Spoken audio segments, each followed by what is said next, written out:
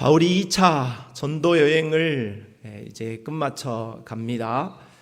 지도를 보면서 우리가 다시 한번 배웠던 내용을 상기해 본다면, 먼저 안디옥에서 출발하게 되었는데, 이곳에서 함께 1차 전도 여행을 떠났던 바나바와 다투고 실라를 데리고 출발하게 되었습니다. 그 다음으로 더베와 루스드라라는 1차 전도 지역을 재방문했고, 그리고 드로아라는 지역에서 그는 마게도냐로 건너오라는 환상을 보게 되어지므로 자신들이 원하는 방향이 아니라 하나님이 원하시는 바로 마게도냐로 이들이 넘어가게 되어집니다. 첫 성이었던 빌립보에서 루디아와 감옥에서 간수의 가정을 구원하는 일이 있었죠. 내려가서 데살로니가에서 21일 동안, 짧은 기간 동안 복음을 전하였는데 데살로니가 교회가 탄생하게 되었습니다. 내려가 베레아에 이르렀는데 그곳에 있는 사람들은 신사적이었습니다. 그리고 날마다 성경을 상고하는 사람들이었으므로 하나님의 말씀을 대하는 우리의 태도는 어떠해야 하는가를 우리가 생각해 보았습니다. 내려와서 아덴에 이르게 되었는데, 아테네 또는 성경은 아덴이라고 설명하고 있는 아덴에서 스토아 학파나 이 에피쿠로스 학파, 이 철학을 하는 사람들에게 바울이 복음을 변증하고 또 세상의 학문으로 그렇게 말을 했지만은 큰 열매를 거두지는 못하였습니다. 그리고 내려와 고린도에 머물렀을 때에 그 실패한 사역으로 말미암아 바울이 심히 두렵고 떨렸죠. 그러나 하나님께서 내가 너와 함께한다, 이 성에 하나님의 사람들이 많다 하는 그 음성을 듣고 담대함으로 1년 반 동안 고린도에서 사역을 하게 되었습니다. 그리고 난 이후에 바울은 에베소와 가이사랴를 거쳐 안디옥으로 돌아오는 바울의 2차 전도여행을 마치게 됩니다. 바울은 2차 전도여행을 하고 있는 가운데에 서신서를 2권을 쓰게 되어지는데, 그것이 데살로니가 전서와 데살로니가 후서가 되겠습니다. 갈라디아서는 성경에 딱히 어디다 이렇게 성경 자체에 말을 하고 있지 않기 때문에 어떤 사람은 2차 전도여행 중에 썼을 것이다, 어떤 사람은 3차 전도여행 중에 썼을 것이라고 말하는데, 저는 성경이 정확하게 말하지 않기 때문에 2차 전도여행 중에 갈라디아 교회를 향하여서 썼을 것으로 추정하고 저는 그렇게 보고 있습니다. 그러므로 바울이 2차 전도여행을 하고 있는 이 기간 동안에 쓰여진, 집필되어진 책은 크게 3권으로 데살로니가 전서, 데살로니가 후서, 갈라디아서이라고 할 수 있겠습니다. 오늘 사도행전을 강해하는 가운데에 이 3권을 함께 다루면 좋겠다는 생각이 듭니다. 그러나 이 3권을 다루면서 우리가 사도행전을 강해를 계속해서 가야 하는데, 또 데살로니가에 가서 몇 달을 있고 데살로니가 후사에 가서 몇 달이 있으면 또 우리 흐름이 끊어질 수 있기 때문에 제가 생각하기에 데살로니가 전서, 후서, 갈라디아서 이 3권을 개관하여 알아보고 크게 넘어가는 것이 의미가 있겠다고 생각을 해보았습니다. 그래서 오늘은 그 첫 번째 시간으로 데살로니가 전서에 관한 내용을 살펴보면 좋겠습니다. 데살로니가 전서의 제목은 원전에 데살로니가인들에게 첫 번째 이렇게 되어 있습니다. 그러니까 데살로니가 인들에게 보내는 첫 번째 편지, 이렇게 의역을 하면 좋겠죠. 이 서신을 쓴 집필한 사람은 당연 사도 바울이겠고, 이 서신을 받은 1차 받은 사람들은, 수신자는 2차 전도 여행 중에 탄생하였던 데살로니가 지역에서 탄생한 교회와 그 성도들이 되겠습니다. 기록 연대는 AD 51년경으로 추정되어지고, 그 내용으로는 21일 만에 개척한 그 교회를 급히 떠나온 바울이 이 교회가 믿음으로 서 있다라는 소식을 듣고 감격하고 그에 대해 감사하는 표현과 더불어서 더욱더 믿음으로 살기를 원하고 예수 그리스도의 재림을 갈망하고 소망하는 믿음으로 서라 하는 내용이 주로 이루고 있습니다. 데살로니가 전서의 구조, 조감도를 다음과 같이 생각해 볼 수 있겠습니다. 잘 보이진 않습니다만은 데살로니가 전서는 짧은 서신으로 1장부터 5장까지 되어 있습니다. 처음에 도입과 마지막에 종결부로 되어 있고 그 절반은 데살로니가 교회에 대한 바울의 칭찬과 감사가 기록되어 있고 후반부에는 데살로니가 교회를 향한 격려와 교훈으로 이루어져 있다고 볼 수 있겠습니다. 주요 메시지의 내용을 정리하자면 5가지 정도를 꼽을 수가 있겠는데요. 첫째는 복음 사역자의 진정한 기쁨과 위로가 설명되어집니다. 데살로니가 전서 9구 절절 이제 막 생겨난 교회를 향한 바울의 애타는 관심과 염려의 마음이 배어 있습니다.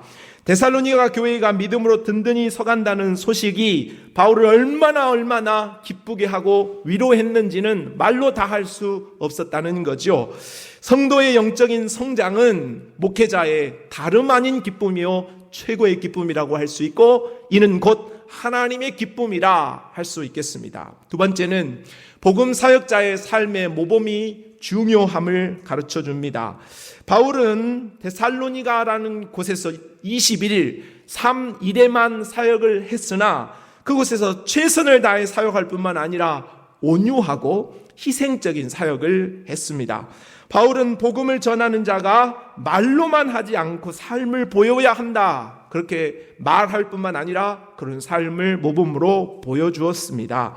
우리는 그리스도의 편지요 그리스도의 향기요 우리는 전도지라고 할 수 있겠습니다. 그러므로 우리는 세상에 그리스도를 보여줄 수 있는 빛, 소금으로서의 삶을 가져야 한다 하는 것을 교훈받게 되지요. 세 번째 메시지는 성도의 도덕적인 성결이 필요함을 말하면서 특별히 성 문제에 관하여서 언급하고 세상과 다른 거룩하고 구별되어진 삶을 살아야 한다는 것을 강조하고 있습니다. 이는 성적인 문제만이 아니라 그리스도인들은 하나님의 사람들은 도덕적으로도 흠결 없는 삶을 살아야 한다는 것을 말하면서 성도가 세상을 따라가거나 세상을 사랑하거나 세상을 본받는 것이 아니라 세상을 지도하고 세상을 리드할 수 있는 믿음이 있어야 한다 하는 것을 가르쳐 줍니다. 네 번째는 재림을 소망하는 신앙이 필요한 것을 말합니다. 데살로니가 전서는 5장으로 되어 있다고 했는데 각 장의 마지막 부분에 동의, 한결같이 예수님의 재림에 관해 언급할 만큼 재림의 신앙에 대한 많은 강조를 두고 있습니다. 오늘 우리 교회와 성도들은 재림을 소망하는 신앙이 현저히 떨어져 있는 것은 분명합니다. 세상이 그만큼 살만하고 세상이 그만큼 재미도 있기 때문입니다. 우리가 굴러도 이승에서 굴러야 한다. 우리가 이 땅에서 개똥밭에 굴러도 이승이 좋다 하는 그런 말이 있는데 참 잘못되어진 우리의 신앙관이라고 할 수 있겠습니다.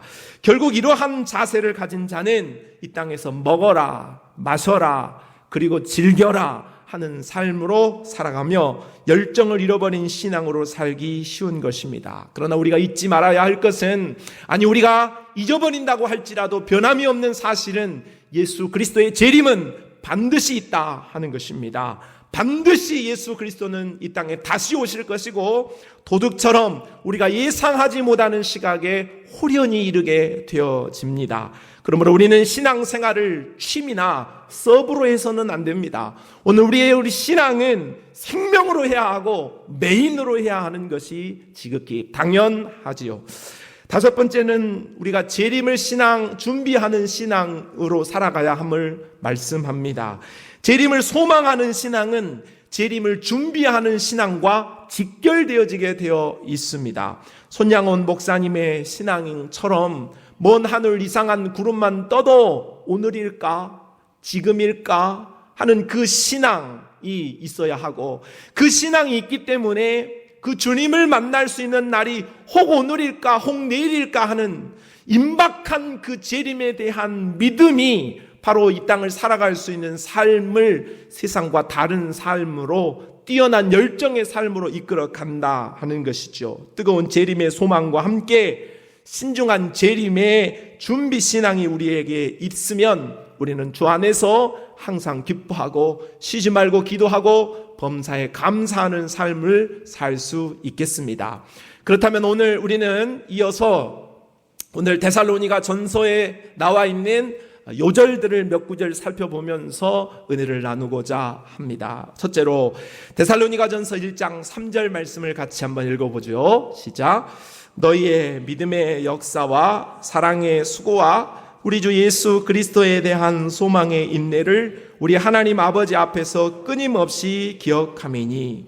자, 이것은 성도가 가져야 할 세 가지 신앙의 자세를 설명하고 있는 아주 유명한 말씀이 되겠습니다. 믿음과 소망과 사랑, 신망애.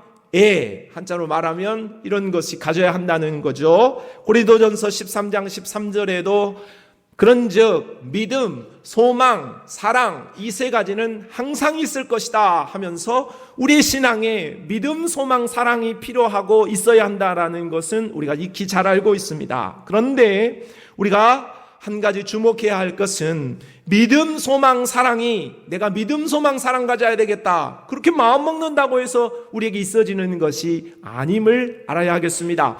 오늘 1장 3절 말씀에는 믿음, 소망, 사랑에 이 사랑, 믿음, 소망, 사랑이 우리에게 있기 위하여서 조건이 붙어 있습니다.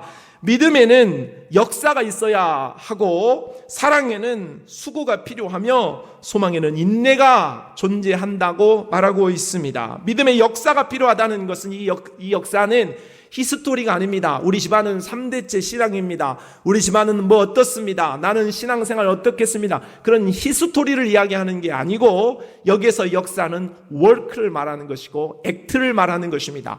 행위가 있어야 한다는 것이죠. 행함이 없는 믿음은 어떤 믿음이다? 죽은 믿음이라고 했습니다. 나는 믿음이 있어. 입으로만 우리가 신앙생활하는 게 아니고 오늘 우리가 믿음이 있다 한다면 역사, 행동, 따르는 우리의 액션이 있어야 한다는 것이죠. 사랑에는 수고가 필요하다고 했는데 이 수고란 녹초가 되어질 정도로 힘든 상황을 수고라고 표현하고 있습니다. 신앙생활은 편하게 하는 것이 아닙니다. 한번 예배당 나와서 벤치를 따뜻하게 하고 돌아가는 것 정도가 신앙이 아니올시다. 신앙이라는 것은 오늘 우리가 사랑을 실천한다라는 것은 중노동인 것입니다. 여러분이 신앙생활 하면서 너무너무 힘드십니까? 여러분이 맡은 이 역할을 감당하기 위해서 너무너무 힘들고 시험에 들 것 같습니까? 잘하고 계시는 것입니다. 그것이 바로 사랑으로 수고하고 있는 것이고 그것이 바로 하나님 앞에 칭찬 들을 만한 것이죠. 우리가 하나님 앞에 하나님을 사랑한다고 그리고 내가 이 믿음으로 살아간다고 하면서 아무런 노력도 하지 않고 아무런 힘이 들지도 않고 아무런 시험거리도 없다. 그럼 사랑하지 않는 거예요. 믿음으로 잘 살고 있지 않는 거라고요. 오히려 일할 때에 뭔가 해보려고 할 때에 시험도 들고 어렵기도 하고 땀이 나기도 하고 여러 가지 어려움이 있다 하는 것입니다. 그러므로 내가 시험에 들어갈 것 같다. 내가 여러 가지 어려움이 있다. 그러면 여러분을 칭찬드리고 싶습니다. 우리 주님이 기뻐 받으실 것입니다. 왜냐? 그것이 바로 여러분이 사랑의 수고를 하고 있기 때문인 거죠. 소망에는 인내가 필요합니다. 예수의 은혜를 기대하는 자, 소망을 가진 자는 인내해야 됩니다. 참아야 돼요. 참아야 됩니다. 에이 못해. 그런 말은 믿음의 말이 아닙니다. 더 참고 또 참아야 됩니다. 하루를 참고 한 주를 참고 한 달도 참고 1년도 참고 언제까지 목사님 참아야 돼요? 예수님 오실 때까지 참으시기를 바랍니다. 그러면 되는 거예요. 그러므로 조지 휘필드는 말하였습니다. 나는 천국에 늙어서 가지 않고 닳아서 가고 싶다. 저는 이 표현을 너무 감명 깊게 생각하고 있습니다. 오늘 우리가 이 땅을 신앙생활하면서 살아갈 때에 믿음과 소망과 사랑을 가지고 살아갈 때 그는 입만 번지르한 신앙이 아니고 그렇게 살아가기 위하여서는 우리의 액션과 우리의 희생과 우리의 인내가 너무나도 필요하다 할 수 있겠습니다. 이러한 신앙을 여러분이 믿음, 소망, 사랑을 가짐으로 칭찬받는 데살로니가 성도들과 같은 믿음의 사람들이 되시기를 바랍니다. 두 번째 요절은 데살로니가전서 1장 5절 말씀입니다. 한번 읽어보지요. 이는 우리 복음이 너희에게 말로만 이른 것이 아니라 또한 능력과 성령과 큰 확신으로 된 것임이라. 바울은 자신이 말로서만 복음을 전한 것이 아니고 능력과 성령과 큰 확신으로 전하였다고 말합니다. 바로 아덴에서 전도할 때에 지식인들 앞에서 지적 변증을 하다가 많은 열매를 얻지 못하는 실패를 경험하고 고린도에서 코가 쭉 빠진 상태에 두려움 속에 사로잡혀 있었다는 것을 우리가 말씀을 들어보았습니다. 그러나 반면에 아테네, 빌립보와 데살로니가 지역에서 적은 사람들에게 사역했고 여자들에게 복음을 전하였을 뿐만 아니라 회당에서는 전하지도 못하였습니다. 감옥에서도 복음을 전하였습니다. 그러나 철저히 하나님을 의지하고 자신의 약함 속에서 하나님을 의지하였을 때에 열매가 있었습니다. 그것도 많은 열매가 있었습니다. 그러면 우리는 바울이라는 한 사람이, 동일한 믿음을 가진 사람이 그가 전하는, 그가 사역하는 그러한 태도에 따라서 하나님께서 그에게 큰 은혜를 주시기도 했고, 그가 조금이라도 하나님을 의존하는 마음이 떨어졌을 때에 시험에 드는 그런 결과도 보게 되었다 하는 것입니다. 성도 여러분, 우리는 그러므로 하나님을 신뢰하되 전적으로 신뢰할 수 있는 믿음이 필요한 줄로 믿습니다. 하나님을 전적으로 신뢰할 때 하나님 역시 우리를 전적으로 신뢰하고 우리를 도와주실 줄로 믿습니다. 나를 사랑하는 자가 나의 사랑을 입고 나를 찾는 자가 나를 만날 것이라고 주님이 말씀하셨습니다. 그러므로 오늘 우리는 하나님을 향하여서 우리의 믿음을 더욱더욱 업그레이드 시킬 수 있는 믿음이 필요한 거예요.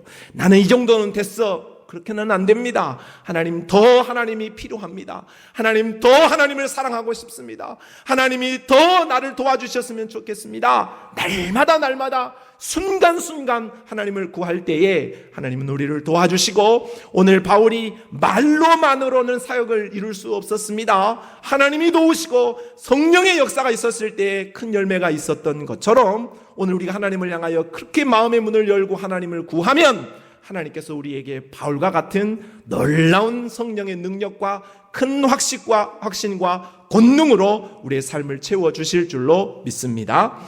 또한 바울은 신앙인의 삶에 좋은 일만 있었던 것이 아님을 데살로니가전서 2장 2절을 통해서 밝힙니다. 너희가 아는 바와 같이 우리가 먼저 빌립보에서 고난과 능력을 당하였으나 우리 하나님을 힘입어 많은 싸움 중에 하나님의 복음을 너희에게 전하였노라. 하나님을 위해 살고 복음을 위하여서 전적으로 헌신한 바울이었지만 그의 삶에 고난도 능력도 많은 싸움도 있었다고 말합니다. 그런데 중요한 것은 바울의 삶에 그러한 어려움이 있었다고 해서 바울이 나 좀 어려우니까 안 해야겠다, 그렇게 변명하지 않았다는 거죠. 나 좀 힘드니까 좀 쉬어야겠다, 그렇게 말하지 않았다는 거예요.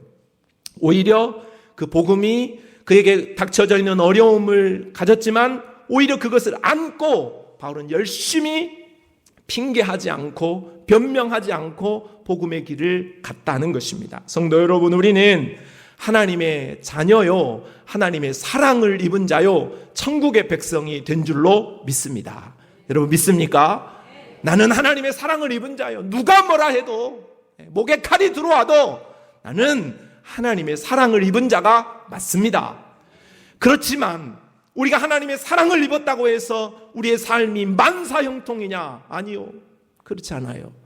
나를 하나님이 사랑하는 것은 정말로 변함없는 사실이지만은 내 삶도 역시 눈물이 있단 말이에요. 내 삶도 역시 고통이 있단 말이죠. 정말로 말할 수 없는, 때로는 부끄러운 여러 가지 삶의 모양이 나에게 있다, 그 말이죠. 그래서 때로 포기하고 싶은 유혹도, 돌아서고 싶은 시험도 있어요. 그러나 우리가 가는 이 복음의 길, 진리의 길에서 멈춰버리거나 주저앉거나 뒤돌아서서는 안 됩니다. 속도가 느려도 좋습니다. 상처를 입어서 가슴 찢어질 정도로 어려워도 좋습니다. 쩔뚝거리고 우리가 온갖 아픔과 상처를 다 안고 있어도 좋습니다. 우리가 어떤 형편에 있든지, 어떤 고난에 있든지, 어떤 어려움에 있든지, 어떤 문제가 우리를 도사리고 있든지 그래도 좋습니다. 그렇다고 해서 하나님이 날 사랑하지 않는 것은 아니기 때문입니다. 내 상태가 어떠하든, 내 문제가 어떠하든 하나님이 나를 사랑하신다는 그 사랑에는 변함이 전혀 없기 때문에 오늘 우리는 날 사랑하시는 그 주님을 힘입어서 오늘 우리가 가야 할 길을 돌아서지 말고, 방황하지 말고, 좌로나 우로나 치우치지 말고 믿음으로 한 길을 가야 할 줄로 믿습니다. 천국에 서서 오늘 우리가 믿음으로 달려오는 그 길을 주목하고 바라보시는 예수 그리스도와 허다한 믿음의 증인들이 오늘 내가 믿음으로 서서 비록 쩔뚝거리지만은, 비록 주저앉았지만은 오뚜기처럼 일어서서 눈물을 훔치면서 주님을 의지하면서 걸음을 걸어가는 나를 주목하시고 오늘 내가 천국에 서게 되었을 때 두 팔 벌려 보좌에서 일어나서 우리를 맞이하실 그것을 기대한다면 오늘 우리는 믿음으로 오늘 꿋꿋이 우리의 길을 갈 때에 하나님의 영광이 우리 안에 비춰지게 되어질 줄로 믿습니다. 네 번째, 데살로니가전서 2장 13절 말씀을 읽어봅시다. 이러므로 우리가 하나님께 끊임없이 감사함은 너희가 우리에게 들은 바 하나님의 말씀을 받을 때에 사람의 말로 받지 아니하고 하나님의 말씀으로 받음이니 진실로 그러하도다. 이 말씀이 또한 너희 믿는 자 가운데서 역사하느니라. 데살로니가 성도들은 바울이 복음을 전할 때 그 말씀을 하나님의 말씀으로 받았대요. 아니요, 하나님이 전한 게 아니에요. 바울이 전했어요. 바울도 성질이 가랑가랑한 사람입니다. 어떠한 것에서 진리의 면에 있어서 마음에 안 들면 면전에서라도 책망을 할 수 있는 아주 무서운 사람이지요.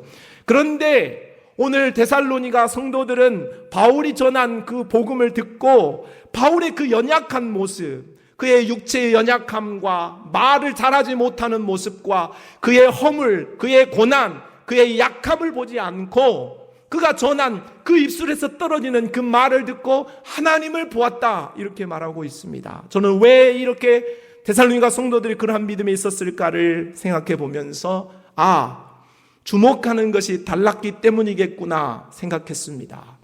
오늘 그들이 메시지를 전하는 바울에게 주목해 버렸다면 그들은 바울만 바라보았을 것입니다. 그는 사람의 말로 하나님의 말씀을 받았겠지요. 그런데 바울은 데살로니가 성도들은 그리하지 않고 바울을 주목하는 것이 아니라 바울 뒤에 계시는 하나님을 주목했기 때문에 그들은 사람의 말로 목회자가 전하는 말씀을 받지 않고 하나님의 말씀으로 바로 바울의 말을 받았다 하는 것이죠. 그렇기 때문에 열매가 맺어진 것이고 그것 때문에 복음의 능력이 나타나게 되었다, 그렇게 말씀하고 있습니다. 저는 지난주 추수감사절 설교를 하면서 우리 성도들에게 우리가 다음 추수감사절을 맞이하기까지 1년 동안 하나님의 말씀을 1년 동안 성경을 읽고 녹음하고 한번 같이 가보자 하고 권면을 드렸습니다. 감사하게도 적지 않은 분들이 이 말씀에 순종하고 오늘 이것에 동참해 주고 계십니다. 아무런 고민 없이, 아마 제가 말씀을 드렸을 때에 아무런 고민 없이 두 번도 생각하지 않고 뒤에 가서 이름을 쓰고 참여해 주신 분들이 계셨습니다. 참으로 감사하고 고맙습니다. 또한 내가 나이가 들어서 또는 내가 이 조작하는 핸드폰 이런 것이 너무 힘이 들어서 못하겠다 하는 분들도 계셨고, 또 여러 가지 마음의 상태와 상황으로 도저히 같이 갈 수 없겠다 하시는 분들도 계셨습니다. 그러나 마음을 바꾸어서 그래도 한번 순종해 보겠다 하고 이렇게 함께 동참해 주신 분들께 너무너무 감사를 드립니다. 목사의 말을 사람의 말로 받았다면 그리할 수 있겠습니까? 목사의 말이지만, 어린 사람의 말이지만 사람으로 보지 않고 하나님의 말씀으로 받았기 때문에 순종이 가능한 것 아니겠습니까? 저는 이 한 주 동안, 오늘이 7일째 되는 날입니다. 큐티는 주일날 쉬어주는데 이건 주일날 쉬어주지도 않습니다. 오늘 7번째 날, 오늘 7일째 가고 있습니다. 저는 한 주 동안 지내면서 늘 카톡에 올라오는 분들의 이 말씀 읽는 목소리를 확인하고 또 확인합니다. 그럴 때마다 제가 한 주 동안 어떤 생각을 했냐면, 제가 지금 이제 만 6년이 다음 주면은 딱 만 6년입니다. 만 6년 동안 목회를 하면서 지난 한 주 동안에 나는 가장 행복했다. 나는 감히 그렇게 여러분에게 말씀드리고 싶습니다. 성도들이 하나님의 말씀을 입에 담고 그것을 고백하는 것을 들으면서 정말로 눈물이 났습니다. 하나님께서 우리를 향하여서 정말 성도들이 더듬더듬 하는 사람도 있고 속도가 느린 사람도 있었습니다. 어떤 사람은 잠 오는 목소리로 읽는 사람들도 있었습니다. 어떤 사람은 톤이 높고 어떤 사람은 톤이 낮습니다. 어떤 사람은 잘하기도 하고 어떤 사람은 잘 못하기도 합니다. 그러나 순종하는 마음을 가지고 그것을 해보려고 노력하는 그 자세가 목회자인 저 입장에서는 그래도 이것을 말씀드렸다고 순종하려고 이렇게 예를 쓰는구나, 그리고 그들의 입술 속에 하나님의 말씀을 두는구나 하는 것이 무한한 감동이었고 무한한 마음 가운데 기쁨이 일어나게 되었습니다. 여러분의 더듬더듬하고 잘 못하는 그런 모습이지만 너무나도 사랑스럽고 너무나도 감사했습니다. 바라기는 여러분이 오늘 시작한 일주일 52주 중에 한 주 한 겁니다. 나머지 51주가 남았습니다. 여러분이 포기하지 말고 끝까지 완주할 수 있기를 바랍니다. 그리고 혹 이 말을 듣고 지난주에 내가 하지 못했지만 한 주를 늦었지만은 나도 한 번 나도 해보겠다, 그런 마음이라고 한다면 다 도와드립니다. 다 할 수 있습니다. 오늘이라도 늦지 않았으니 또 다른 방을 만들어 드리도록 하겠습니다.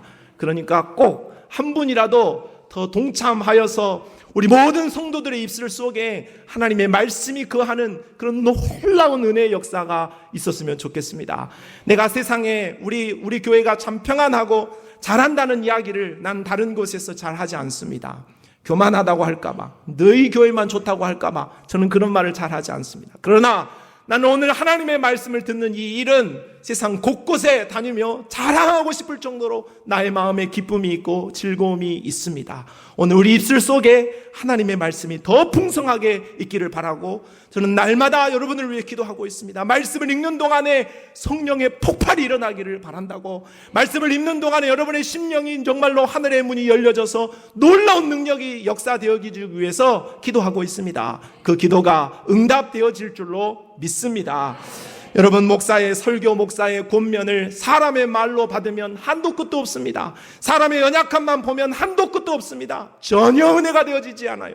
그러나 그 말을 하나님의 말씀으로 받기로 작정하면 그것은 능력이 되어지고 은혜가 되어집니다. 오늘 우리 모든 성도들이 이런 바른 마음의 자세를 가짐으로 정말로 영혼이 잘되고 시온의 대로가 열려질 수 있는 축복의 심령들이 되시기를 바랍니다.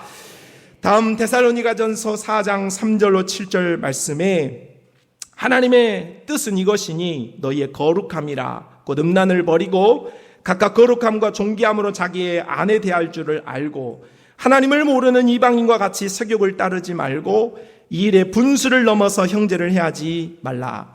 이는 우리가 너희에게 미리 말하고 증언한 것과 같이 이 모든 일에 주께서 신원하여 주심이라. 하나님이 우리를 부르심은 부정하게 하심이 아니요 거룩하게 하심이다. 우리를 사랑하시고 우리를 부르신 하나님은 우리의 거룩을 요구하십니다.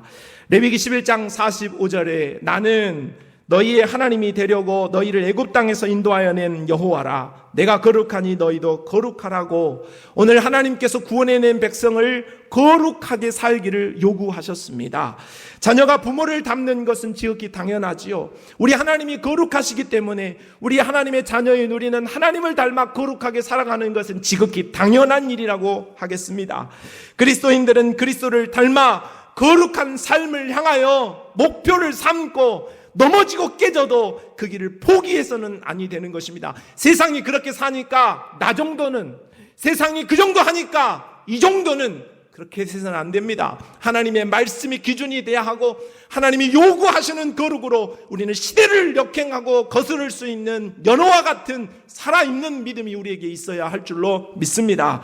성도 여러분, 그러므로 여러분에게 숨겨진 은밀한 죄와 숨겨진 죄와 부끄러운 죄를 이제는 벗어버리시기를 바랍니다.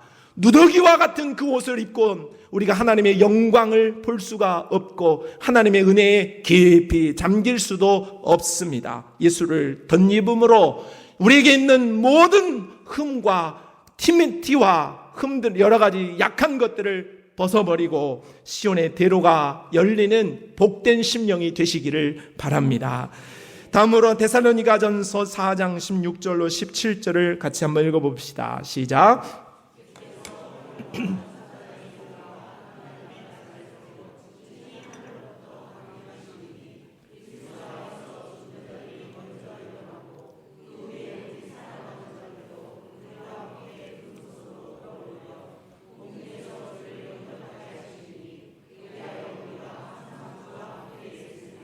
자, 이 말씀을 보면 찬송가 180장이 자동으로 떠오르지 않습니까?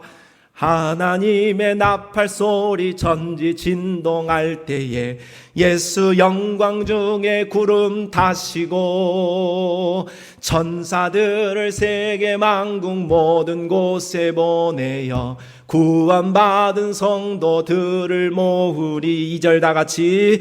무덤 속에 잠자는 자 그때 다시 일어나 영화로운 부활 승리 얻으리.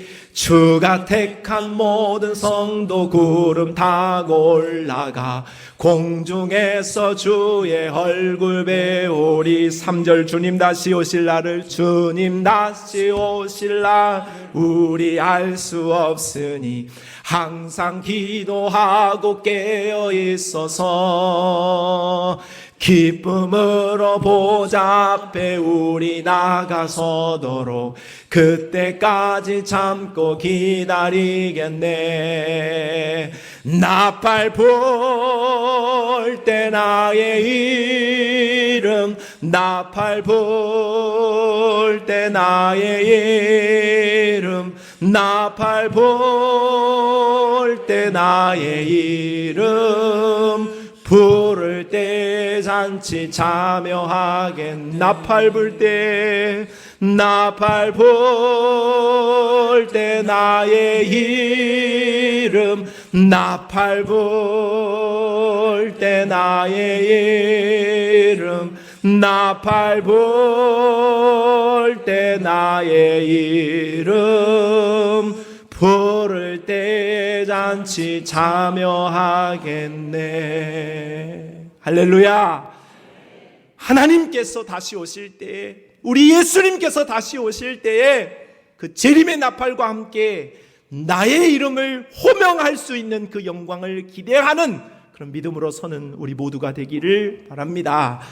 재림을 소망하며 재림을 신앙하며 살아가는 성도들을 향하여 오늘 마지막 하나님께서 우리를 향하여 가지신 두 가지 마음을 살펴보고 말씀을 마무리하려고 합니다. 첫째는 데살로니가전서 5장 10절 말씀입니다. 예수께서 우리를 위하여 죽으사 우리로 하여금 깨어있든지 자든지 자기와 함께 살게 하려 하셨느니라. 하나님께서 우리를 향한 마음은 동락하고자 하시는 마음입니다. 사람은 깨어있든지 자든지 둘 중 하나입니다.